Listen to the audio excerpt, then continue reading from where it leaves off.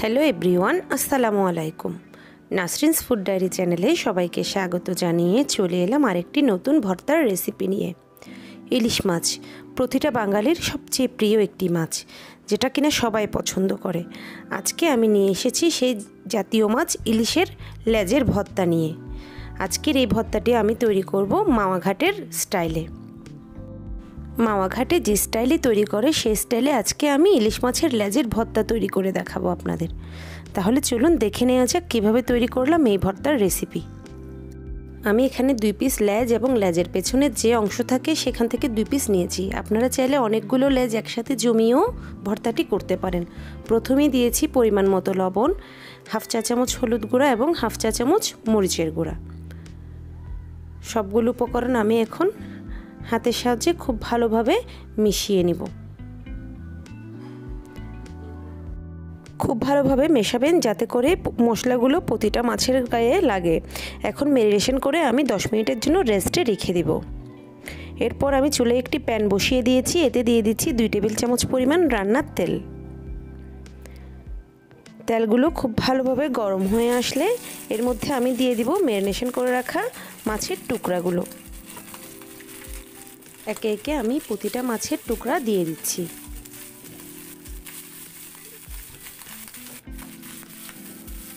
খেয়াল রাখবেন মাছগুলো কিন্তু খুব কড়াভাবে ভাজতে হবে। মাছের এক পাশ ভাজা হয়ে গেলে আমি মাছগুলোকে একে একে সবগুলোকে উল্টে দিব। এখন অপর পাশও খুব ভালোভাবে কড়া করে ভেজে নেব। যেহেতু নিচের অংশ অনেক সময় কাঁচা থেকে যায়, তাই আমি এভাবে খাড়া করে নিচের অংশ ভালোভাবে ভেজে নিচ্ছি। এখন আমার এখানে সব মাছগুলো ভাজা হয়ে গেছে। আমি একে একে সব মাছগুলোকে একটি প্লেটে উঠিয়ে রাখবো এবং ঠান্ডা হওয়ার জন্য এক জায়গায় রেখে দিব। এরপরে যে তেলগুলো থাকবে ওই তেলগুলো আমি ফেলে দিব না। ওই তেলগুলোর মধ্যে আমি 5-6টা শুকনো মরিচ ভেজে নেব।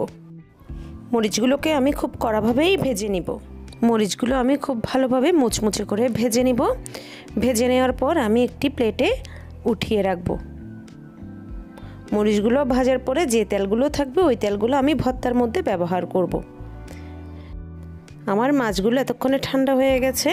এখন চলে এলাম ভর্তার সবচেয়ে কঠিন প্রসেস, অর্থাৎ কাটা বাছার প্রসেসিংয়ে। আমি প্রতিটা মাছের টুকরাকে একে একে সব কাটা বেছে নেব। কাটাগুলো খুব দেখে শুনেই বাছতে হবে, যেহেতু ইলিশ মাছের কাটা খুব একটা কঠিন কাজ। আস্তে আস্তে আমি সব কাটাগুলোকে বেছে নিচ্ছি।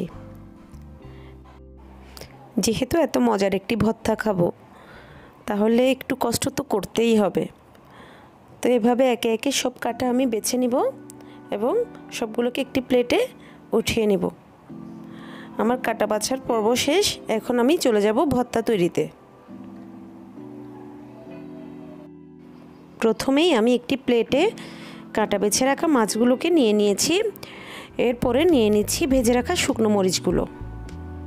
মরিচগুলো সবগুলোকে আমি বোটা ছাড়িয়ে নিব। একে একে সব বোটা ছাড়ানোর পরে এতে দিয়ে দিব আমি পরিমাণ মতো লবণ। লবণটা বুঝে শুনেই দিবেন, যেহেতু আমরা আগেই মাছগুলো লবণ দিয়ে ভেজেছিলাম। এরপর হাতের সাহায্যে মরিচগুলোকে খুব ভালোভাবে চটকে মেখে নিব। ঝালের পরিমাণটা আপনারা আপনাদের পছন্দ অনুযায়ী দিতে পারেন, তবে এই ভর্তাটি একটু ঝালই খাওয়া হয়। এরপর দিয়ে দিচ্ছি হাফ কাপ পরিমাণ পেঁয়াজ কুচি। মাওয়া ঘাটের ওরা এই ভর্তার মধ্যে প্রচুর পেঁয়াজ ইউজ করে। আপনারা আপনাদের পছন্দ অনুযায়ী দিতে পারেন, তবে পেঁয়াজ দিলে ভর্তাটা খুবই টেস্টি হয়। এরপর দিয়ে দিচ্ছি মাছের তেলগুলো, সাথে আরও দিয়ে দিচ্ছি 1 টেবিল চামচের মতো সরিষার তেল। এখন আবারও খুব ভালোভাবে সবগুলো উপকরণ হাতে ভালোভাবে কচলে মেখে নিতে হবে। ভালোভাবে মেখে নেওয়ার পর এর মধ্যে আমি এখন অ্যাড করব ধনেপাতা কুচি।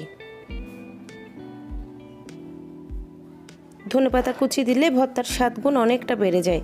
আপনারা ভর্তা তৈরি করলে অবশ্যই ধনেপাতা কুচিটা দেওয়ার চেষ্টা করবেন। এরপর এখন দিয়ে দিচ্ছি 1 টেবিল চামচের মতো লেবুর রস। এই ভর্তাটি খেতে একটু টক ফ্লেভারের হয়। মাওয়া ঘাটের ওরা এই টকের জন্য লেবু ইউজ করে।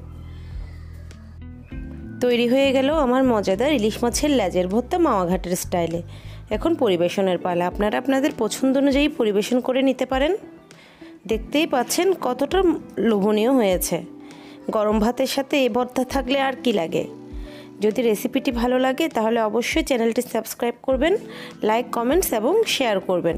যদি কোনো মতামত থাকে অবশ্যই কমেন্টস বক্সে জানাবেন। সবাই ভালো থাকবেন। আল্লাহ হাফিজ।